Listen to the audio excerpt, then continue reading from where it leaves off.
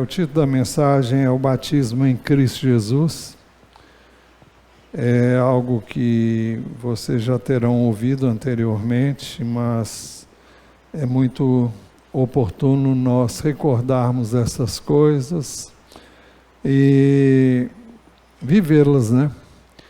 Porque a questão não é saber, a questão é viver, porque o que nós vamos ver aqui deve ser vivido pela fé, fé na palavra de Deus. O texto no verso 5, capítulo 5, versículo 20, e depois capítulo 6, de 1 a 14, de Romanos.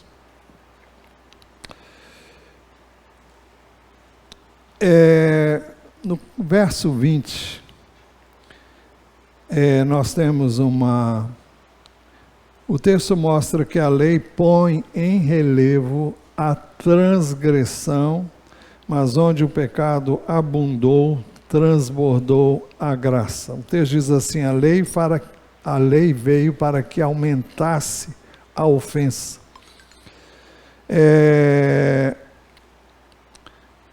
Deixa eu silenciar esse celular aqui.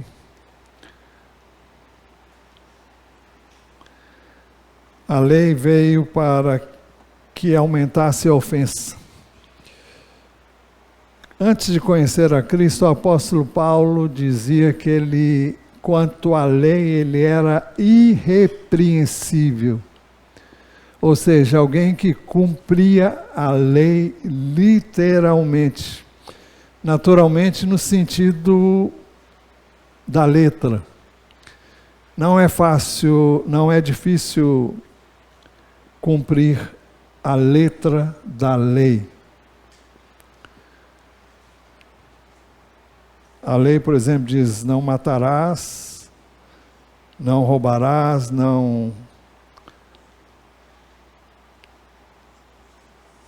Eu para dizer a verdade, não estou lembrando dos 10 mandamentos, não. Mas não cobiçarás, não matarás, não adulterarás, não dirás falso testemunho, honra teu pai e tua mãe. Isso aí talvez seja mais difícil de viver para muitos, mas as outras pessoas podem dizer: eu nunca fiz isso, nunca matei ninguém, nunca adulterei, nunca isso. Mas o apóstolo Paulo diz que, quanto à lei, ele era irrepreensível. Ele tinha uma ficha religiosa de alto nível. Mas depois que ele conheceu a Cristo, ele descobriu que, pelo Espírito de Deus e pela palavra de Deus, a própria lei deu um destaque ao seu pecado, à sua transgressão, como antes ele não tinha. Quando nós conhecemos a Deus e temos um encontro com Deus, a única coisa que a gente conhece e sabe é que a gente é pecador, que nós somos pecadores. E isso nos faz tristes com o nosso pecado, faz com que nós nos arrependamos, faz com que nós deixemos a prática do mal, que até então achávamos que era tudo normal, mas nós descobrimos que não é normal viver fora dos princípios da palavra de Deus. Até porque Jesus ensinou que não é pela letra, é pela essência da letra.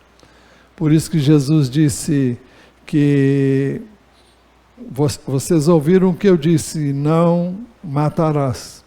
Mas ele disse: qualquer que no coração tiver ou vier a se irar contra o seu irmão, ele é tão digno de condenação quanto aquele que tira a vida de uma pessoa. Já temos dito inúmeras vezes aqui o que Jesus também disse: se você desejar alguém, sexualmente falando, que não é o seu cônjuge, você já adulterou. Você vai dizer: eu nunca adulterei. Fisicamente, talvez você não tenha feito isso. Mas se você teve o desejo, você já pecou. Então a coisa é muito mais Eu não quero usar a palavra sutil, mas só entende essas verdades quem tem o Espírito de Deus. E quando nós nos rendemos diante de Deus, reconhecendo que somos pecadores, e aí tem início um trabalho de Deus em nós, através da sua palavra. Então ele disse que a lei veio para que aumentasse a ofensa. Essa foi a experiência dele, mas ele também teve a outra experiência, mas onde aumentou o pecado, aumentou muito mais a graça. Não importa quão grande tenham sido os seus pecados, a obra redentora de Jesus na cruz é suficiente para apagar toda a sua transgressão, perdoar todos os seus pecados, fazer de você filho de Deus, ter a vida eterna e todos os desdobramentos de quem confessa a sua fé única em Jesus. Então a lei veio para que aumentasse a ofensa. Esse não era o entendimento dos judeus, mas é o entendimento de quem teve um encontro com o Senhor Jesus. Por isso que ele pode dizer, mas onde aumentou o pecado, onde eu vi a minha hediondeza, a minha pecaminosidade, a minha maldade, o meu pecado, aumentou muito mais ainda a graça. E o fato de não importar quão grande é o pecado de alguém, a graça de Deus é maior.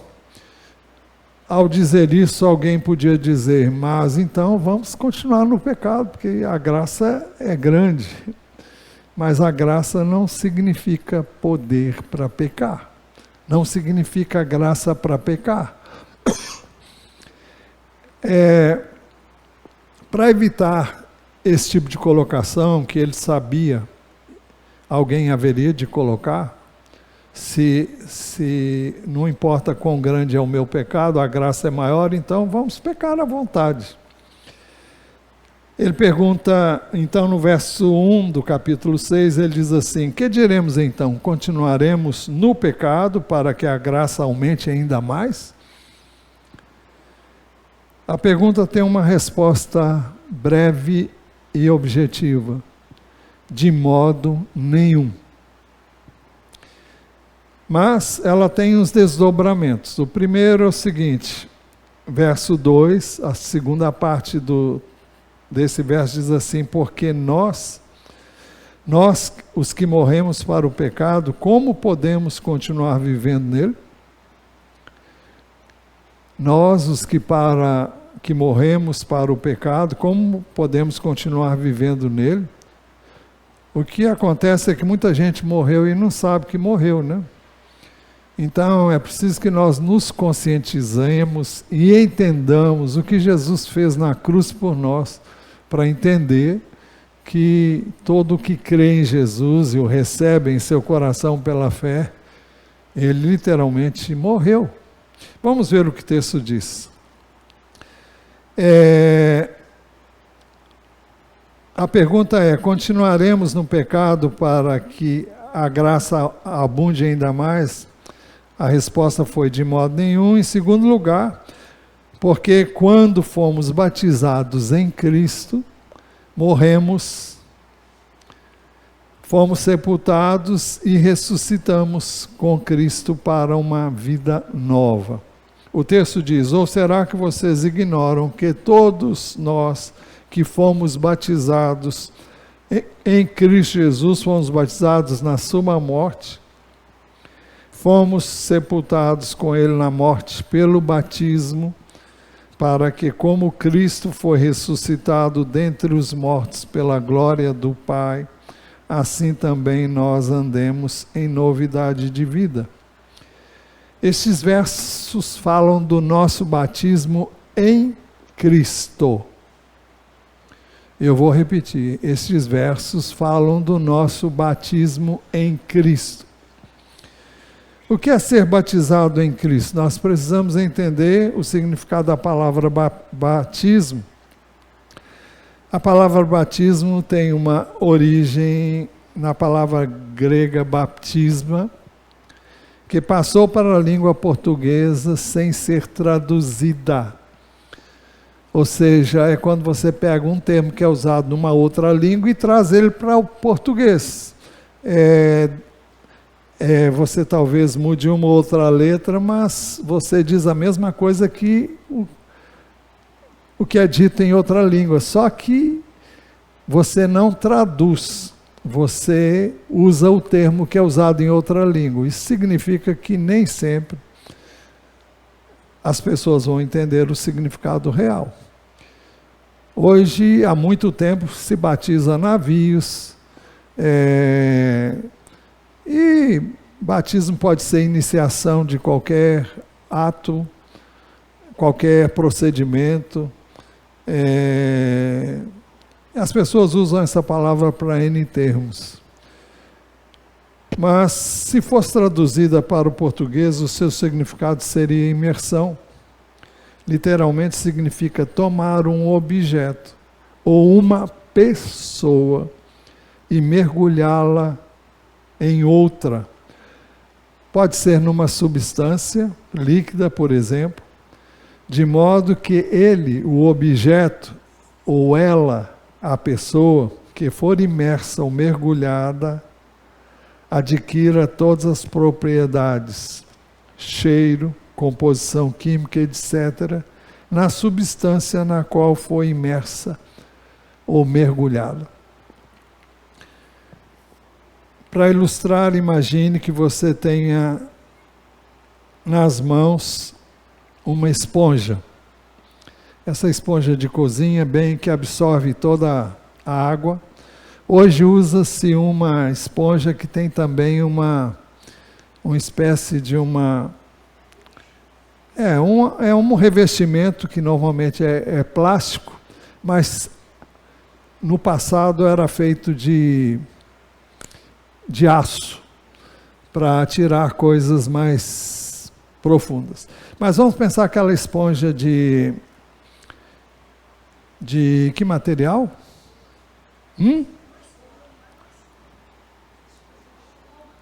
Espuma. É esse termo que estava me faltando. Então você pensa numa esponja de uma espuma. Então você tem uma lata de tinta verde e você pega essa esponja e coloca ela sobre aquela lata. Se você não mergulhá-la, ela não vai afundar. Mas se você forçar com algum objeto e fizer com que ela mergulhe naquela substância, que cor vai ter essa esponja? Bom, você mergulhou, esperou algum tempo. Antes aquela esponja era levinha, era ela mesma. Então, depois que ela é mergulhada, ela sai de lá pesada, encharcada, e ela vai sair com a cor da tinta,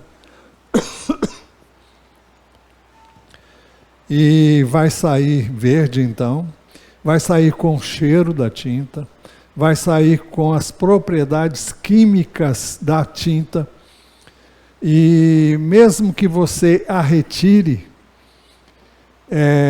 enquanto ela não secar, e até depois que secar, ela vai ter todas as propriedades que a tinta tem. Então a esponja não é mais a mesma esponja. Ela é uma esponja que foi imersa numa tinta que mudou totalmente a sua composição. E isso é batismo. O texto fala que, ou vocês porventura ignoram que todos nós que fomos batizados em Cristo, fomos batizados na sua morte, fomos, pois, sepultados com ele na morte pelo batismo, para que assim como Cristo ressuscitou dentre os mortos pela glória do Pai, assim também andemos nós em novidade de vida. Então, o que significa ser batizado em Cristo? É você ser imerso em Cristo. Quem é que faz esse batismo? Quem é que executa esse batismo? Esse batismo é executado pelo Espírito Santo de Deus. É o Espírito de Deus que nos introduz em Cristo. Não confunda isso com o batismo no Espírito Santo, que é outra coisa. Estamos falando de um texto que nós encontramos na primeira epístola aos Coríntios, capítulo 12, versículo 19 e 20, que diz assim, não é o 19, não, é o 12 e 13, perdão. Porque assim como o corpo é um e tem muitos membros, e todos os membros, mesmo sendo muitos, constituem um só corpo, assim também é com respeito a Cristo. Então, o texto usa no verso 12 a figura de um corpo humano para falar da nossa relação com Cristo. Porque assim como o corpo é um e tem muitos membros, pensa no corpo humano, assim também é com respeito a Cristo. Então ele está falando do corpo de Cristo. O corpo de Cristo é como um corpo humano. É como não. O corpo humano serve como ilustração. Então, o texto diz... Ih, já saiu do lugar?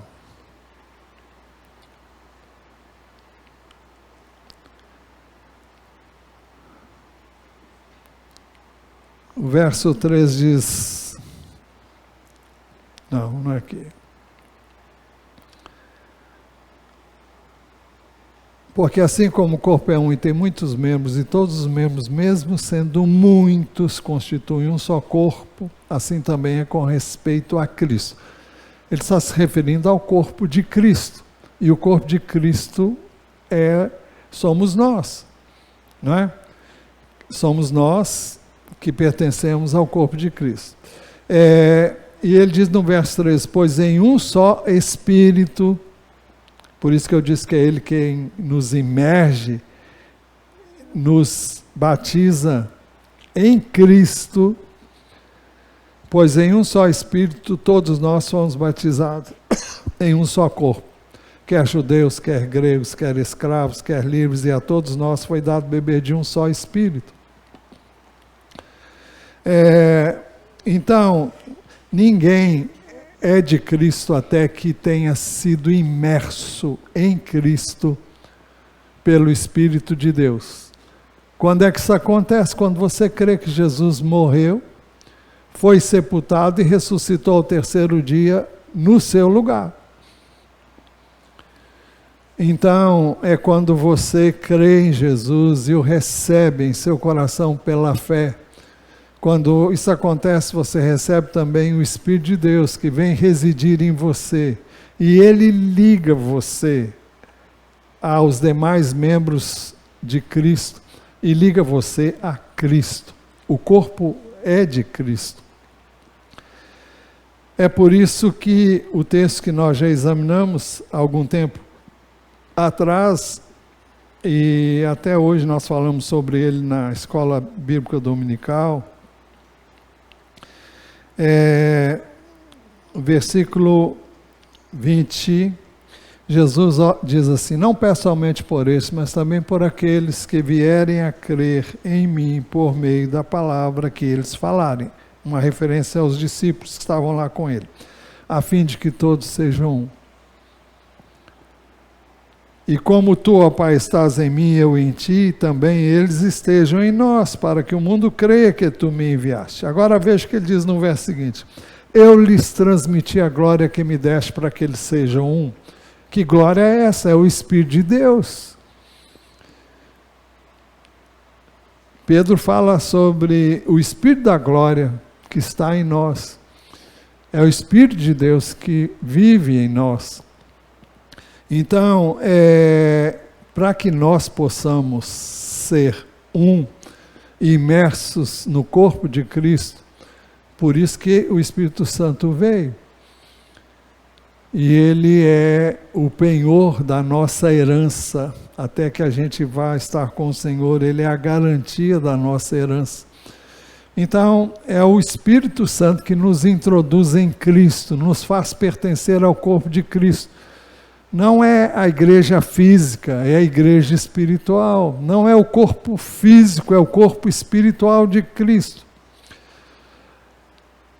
Jesus foi e disse: em verdade lhes digo, se o grão de trigo cair na terra não morrer, fica ele só, mas se morrer, produz muito fruto.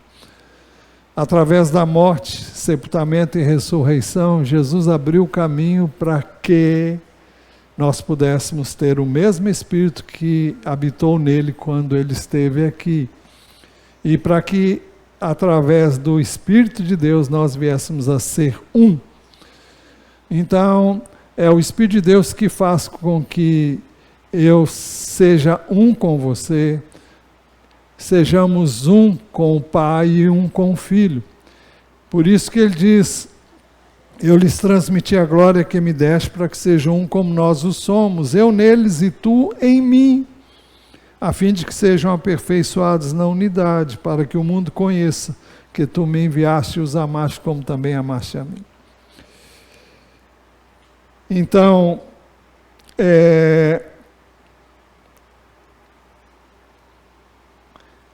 quando o apóstolo Paulo escreveu sobre esse assunto, ele diz, quando somos, em Gálatas 3:27, ele diz: porque todos vocês que foram batizados em Cristo, de Cristo se revestiram. Voltem a lembrar da esponja, tá?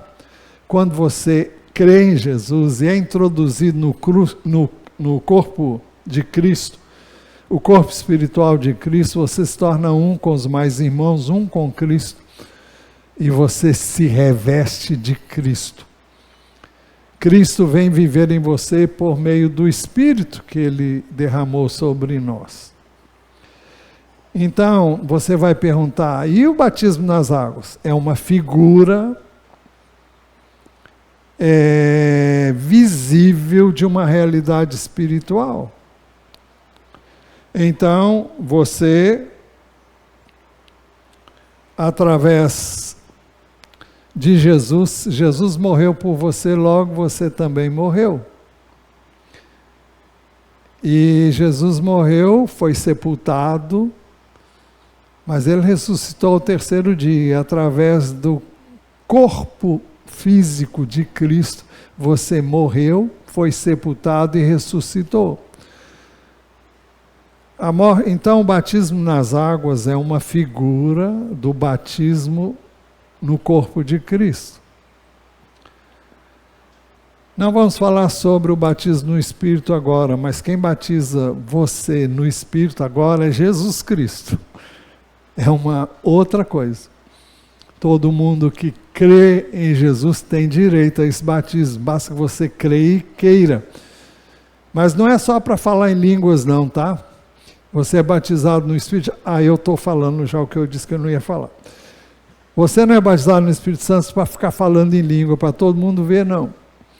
Você é batizado no Espírito mas recebereis poder ao descer sobre vocês o Espírito Santo e serão minhas testemunhas, tanto na Judéia, tanto em Jerusalém, como em toda a Judéia e Samaria até os confins da terra. É isso que Jesus disse. Então, tem que correr. Nós somos batizados em Cristo quando cremos na sua morte e ressurreição, no seu sepultamento e na sua ressurreição dentre os mortos. Eu vou ler um texto que é Colossenses 2:12, e ele fala sobre a mesma coisa. Ele diz assim: tendo sido sepultados juntamente com ele no batismo. Então, o batismo, normalmente as pessoas perguntam, por que às vezes demora tanto tempo para batizar alguém? Quando uma pessoa era batizada, na época, um judeu, por exemplo, ele era expulso da sinagoga, ele era deserdado pelos pais, ele ficava de repente pobre. É por isso que a igreja primitiva, as pessoas vendiam suas propriedades e dividiam o que tinham uns com os outros, porque eles ficavam sem nada. Eles eram considerados como não mais membros da família.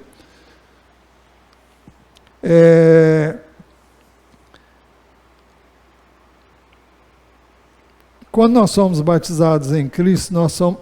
então por isso nós damos tempo para que a pessoa realmente mostre que realmente ela fez aquilo para valer. É um cuidado, tem gente que acha que não deve, eu tenho esse cuidado, mas não estou dizendo que eu estou certo.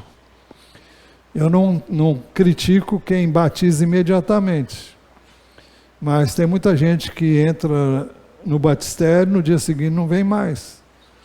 Eu não estou falando daqui, mas estou falando de coisas que a gente fica sabendo. Quando é que nós somos batizados em Cristo? Nós somos batizados em Cristo quando confessamos com a nossa boca que Ele é Senhor e cremos no nosso coração que Deus o ressuscitou dentre os mortos. Romanos 10, 9 diz assim: se com a boca você confessar Jesus como Senhor e em seu coração crer que Deus o ressuscitou dentre os mortos, você será salvo. Então é necessário que a pessoa confesse com a boca, mas é necessário que creia com o coração, porque se confessar da boca para fora não vai acontecer nada. Nós somos batizados em Cristo Jesus, quando nos unimos a Ele no Espírito, ou quando isso acontece, nós passamos a ser um com Jesus. 1 Coríntios 6,17 diz: mas aquele que se une ao Senhor é um só Espírito com Ele. Estou me lembrando que eu não dei o roteiro aí para o pessoal da multimídia, mas eu acho que eles estão acompanhando, né? Tá bom. Então, quando somos batizados em Cristo Jesus, somos revestidos de... Isso eu já falei? Não. Não, é 1 Coríntios 6,17. Mas aquele que se une ao Senhor é um só Espírito com Ele. Vocês estão entendendo? Aquele que se une ao Senhor é um só Espírito com Ele. Por quê? Porque o Espírito de Deus habita em você, é o mesmo Espírito que habita em Jesus, é o mesmo Espírito que habita no Pai. Por isso que Deus são três pessoas, mas vivem em perfeita unidade. A unidade que existe no Pai, no Filho e no Espírito é aquele que é que nós tenhamos uns com os outros como igreja. Quando somos batizados em Cristo, somos revestidos de Cristo. Já falamos sobre isso, mas porque todos vocês que foram batizados em Cristo, de Cristo se revestiram. A pergunta permanece: continuaremos no pecado para que a graça aumente ainda mais? A resposta é: de modo nenhum. Mas o terceiro detalhe está no verso 5. Porque se fomos unidos a Cristo na semelhança da sua morte, certamente o seremos também na semelhança da sua ressurreição. Isso tem uma aplicação no tempo presente.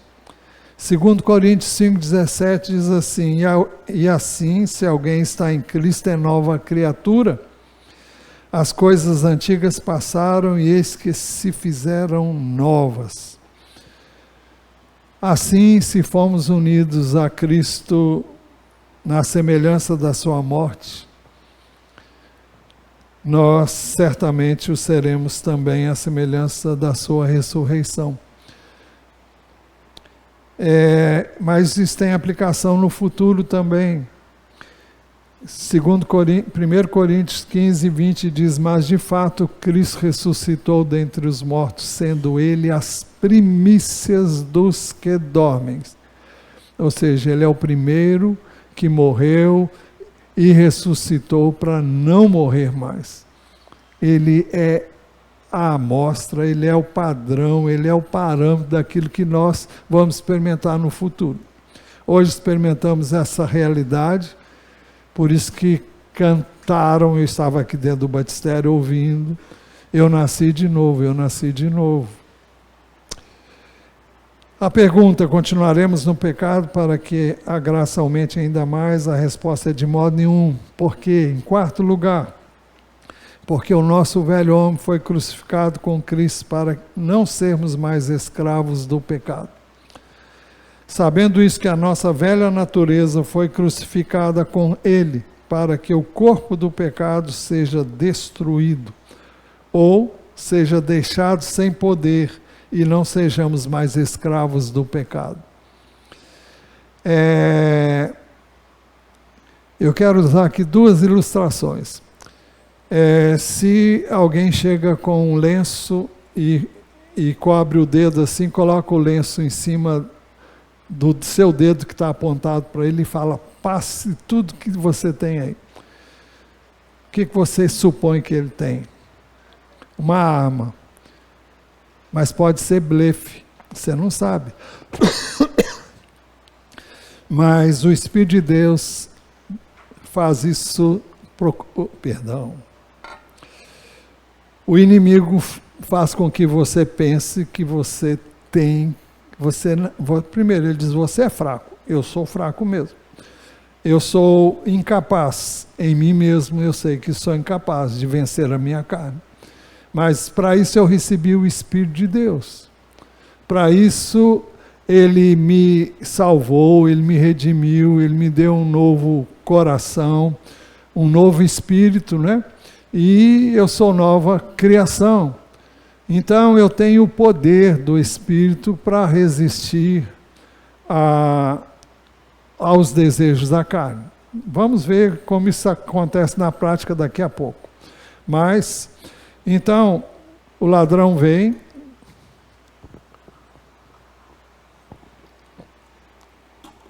ele faz você pensar que ele está armado, mas é blefe. Agora, se você sabe que o inimigo está blefando, quando ele diz para você, você não vai resistir. Olha, você não deve se expor ao pecado. Se eu sei que o pecado mora no endereço X, eu não vou naquele endereço. Se eu sei que eu sou tentado em algumas áreas, eu vou fugir dessas áreas. Se eu sei que determinadas companhias podem me levar ao pecado, eu não vou andar com elas. Então é preciso que nós entendamos que eu não posso me expor ao pecado e pedir a Deus que venha me socorrer. Ele não vai fazer isso. Agora, se você cair no buraco, porque você não vigiou, não deu mole, sem querer dar mole. Se você, quando viu, você caiu dentro do buraco e quebrou a perna, você pode saber que Deus está aí pronto para socorrer você. Mas isso é diferente. Agora, se você se expõe a uma situação de risco, o diabo tentou Jesus e disse, olha, pula daqui dessa torre alta lá embaixo, e porque está escrito, aos seus anjos dará ordem a seu respeito para que te guardem, ou te aguardem. Jesus respondeu, olha, está escrito, não tentarás o Senhor teu Deus. Então você não deve se expor a uma situação de perigo. Olha, quem brinca com fogo acaba se queimando. Uma das coisas mais sérias é você ir comendo pelas beiradas. Espero que você entenda, eu estou falando isso na área de relação entre um homem e uma mulher. Não pense você, eu vou só até um certo ponto. Vai para você ver onde é que você vai parar.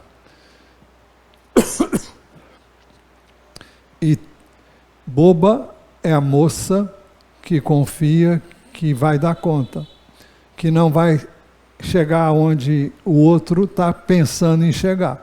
Talvez o outro nem esteja pensando em chegar, só quer tirar umas casquinhas. Mas essa casquinha, você está tentando Deus, se você é crente. Então, não vá. Não ande num terreno que vai prender você, vai levar você a cair. Eu já contei aqui, vou contar outra vez, a história do escorpião e do sapo. Quantos lembram? Tá, vale a pena, né? O escorpião queria atravessar o rio, mas tinha medo de se afogar. Pediu então o sapo que o levasse. Mas o sapo lhe disse: eu não. Você pode me ferrar e me matar. O escorpião discordou: é claro que não, imagine. Se você morrer, afogamos os dois. O sapo acreditou. Fazia sentido. Então botou o escorpião nas costas e começou a atravessar o rio. Antes do final, ele sentiu a ferroada. Enquanto os dois se afogavam, o sapo ainda perguntou: mas escorpião, por que você fez isso, mesmo sabendo que ia morrer? Ele respondeu: é a minha natureza. Antes que os dois descessem afogados. Então vejam, você não pode se expor a uma situação de risco. Porque se o fizer, você vai se dar mal.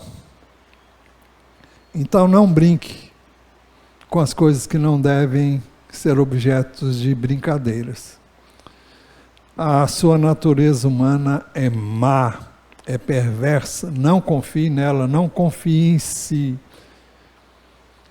É por isso que é necessário cultivar uma vida de comunhão com Deus através da palavra e através da oração. A nossa natureza não vai mudar até a gente morrer, por isso que a gente tem que morrer, porque não dá para levar ela para o céu, não. Jeremias 3:23 diz assim: será que o etíope pode mudar a sua pele, ou o leopardo as suas manchas? Se fosse possível, também vocês poderiam fazer o bem, estando acostumados a fazer o mal. Isso é um trecho do Velho Testamento. É um trecho no tempo em que imperava a lei. A lei não mudava as pessoas, mas colocava um freio, se a pessoa tivesse juízo, né? O nosso velho homem foi crucificado com Cristo. Vamos ver um slide aí do nosso velho homem. Que é o nosso velho homem?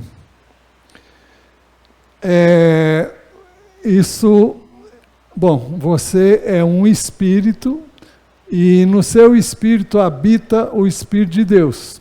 Mas aqui vamos pensar aqui no velho homem. O velho homem, você é um espírito, tem uma alma e habita num corpo.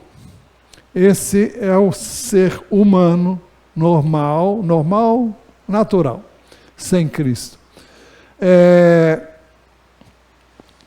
Então, o que é o seu velho homem? O seu velho homem é o seu espírito, que ele está atrelado à sua alma e ao seu corpo. Ele reage às necessidades do seu corpo, aos anseios do seu corpo, da sua natureza humana.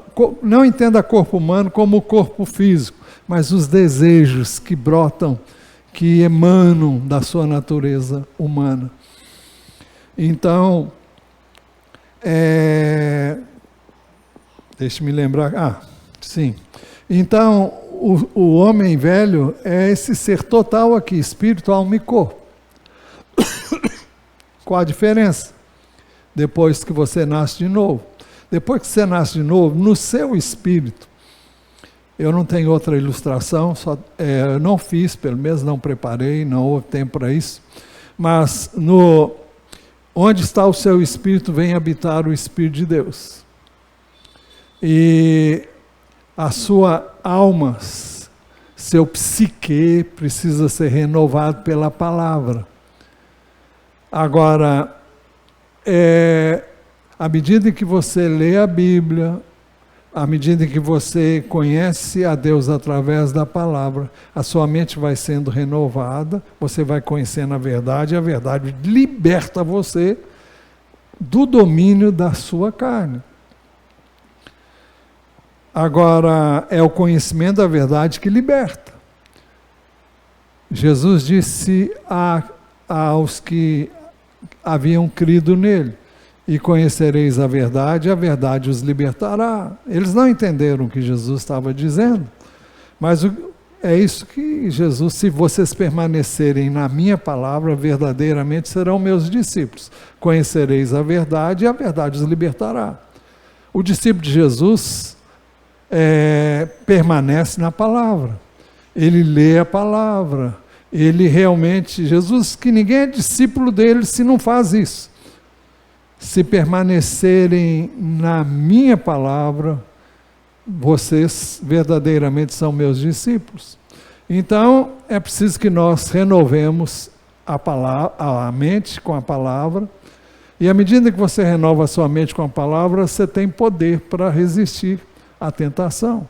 O poder não é seu, é do Espírito de Deus que dá a você, mas a mente precisa estar renovada para que a sua mente não pense que você vai ter que agir como agia até então. Você não é obrigado a fazer mais do que você fazia. Você tem o Espírito de Deus. Quero que valorize o que você tem. Você não é... Bom, você sabe, vocês conhecem a letra. Então é preciso que você entenda que você tem o Espírito de Deus, que Ele habita em você, que você tem o poder que Ele dá para que você possa vencer a tentação. Então, quando a sua carne, ela não vai mudar, mas você pode dizer não a ela. E a Bíblia diz lá em Romanos capítulo 8, que eu e você temos que mortificar a nossa carne, aplicar a morte de Jesus na cruz, porque Jesus morreu, como nós vamos ver. Eu tenho que correr aqui porque estou em cima da hora.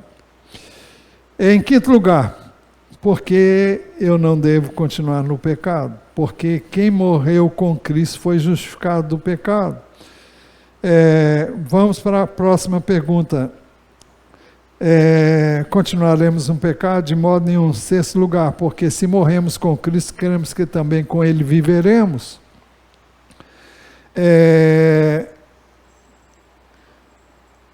Ao morrermos com Cristo, nós morremos para o pecado. E, bom, aqui diz com Ele nós viveremos. Eu não vou demorar aqui não. Depois, em sétimo lugar, porque Cristo ressuscitou dos mortos e a morte não tem mais domínio sobre ele. Sabendo que, havendo Cristo ressuscitado entre os mortos, já não morre, a morte não tem domínio sobre ele. Já falei sobre isso. Em oitavo lugar, porque Cristo morreu para o pecado, mas vive para Deus. Cristo morreu para o pecado de quem? Dele? Meu e seu. Seu e meu.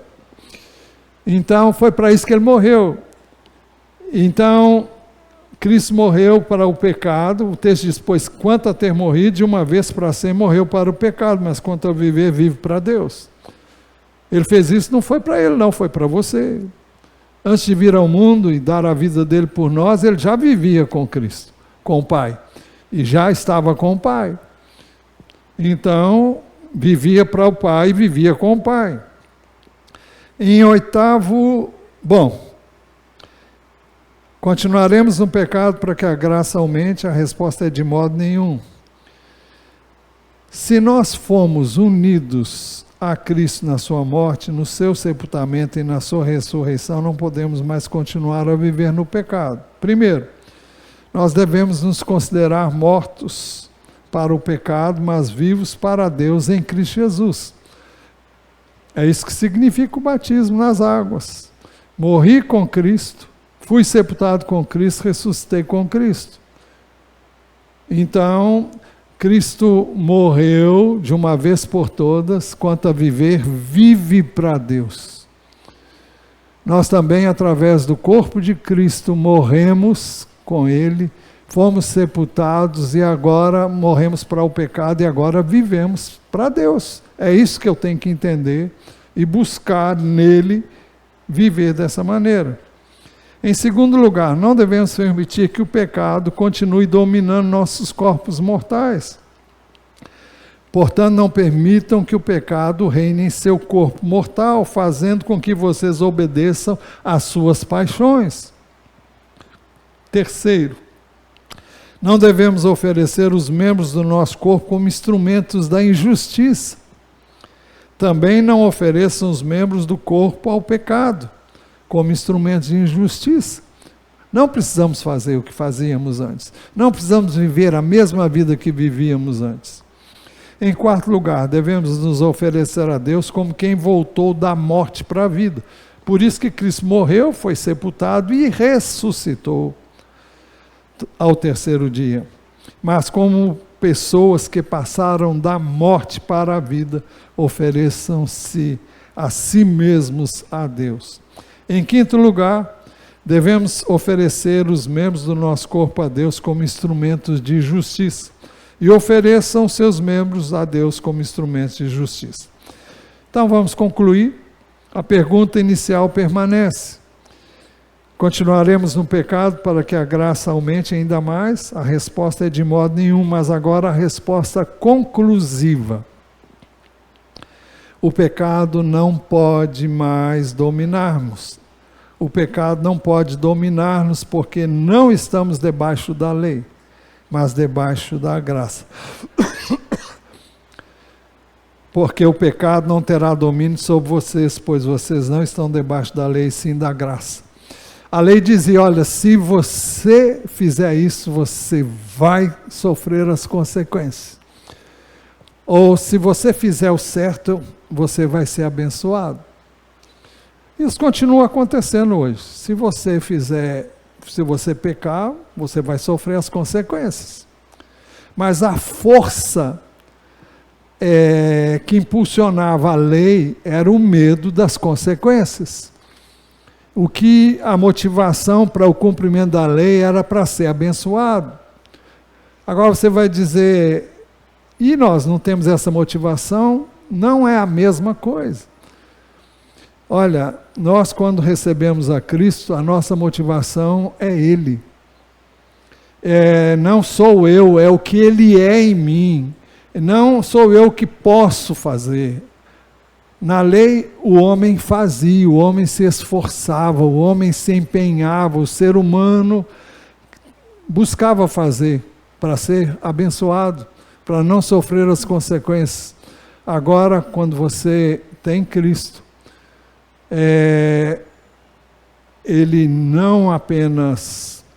você não apenas morreu, mas ressuscitou com Ele, para ter uma nova vida, pertencer a Ele, para ser dele.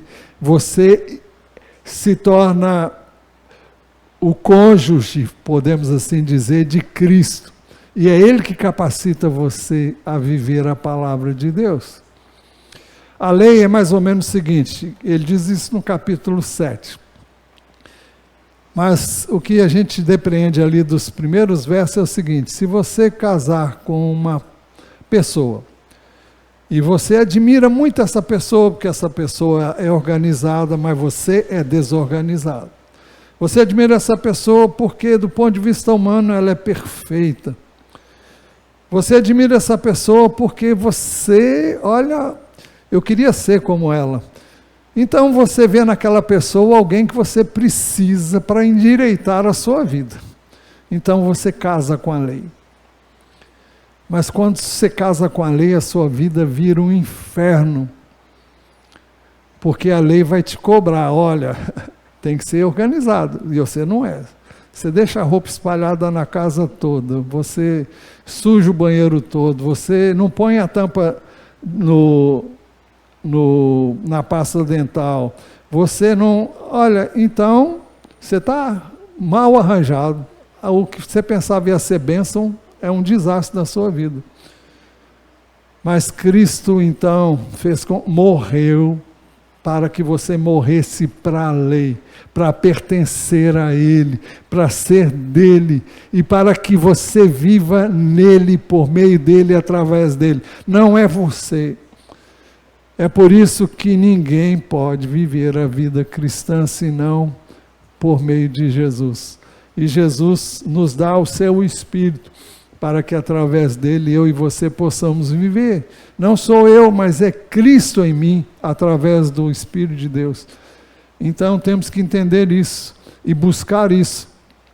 Agora, isso requer que você reconheça que você não pode. Como é que a gente faz isso? Orando e dizendo isso para Deus. Eu não posso, eu já tentei, não consegui. Deus me ajuda. Mas não é falar isso da boca para fora, não, é falar de coração mesmo. É você chegar à conclusão que você não pode. Às vezes você tem que quebrar a cara muitas vezes. Então você precisa se fortalecer o seu espírito através da palavra e da oração. Jesus disse: vigiem e orem para que não caiam em tentação. O espírito está pronto, mas a carne é fraca. A carne não consegue obedecer a Deus. Ela é insubordinada, ela é desobediente, ela é rebelde. Então, não tente, porque você não vai conseguir, senão através da graça que está disponível para você. Mas ela nos é dada à medida em que nós pedimos que Deus faça o que você reconhece que não pode. E que você viva por meio dele, não por você mesmo. Alimente-se com a palavra e ore sem cessar.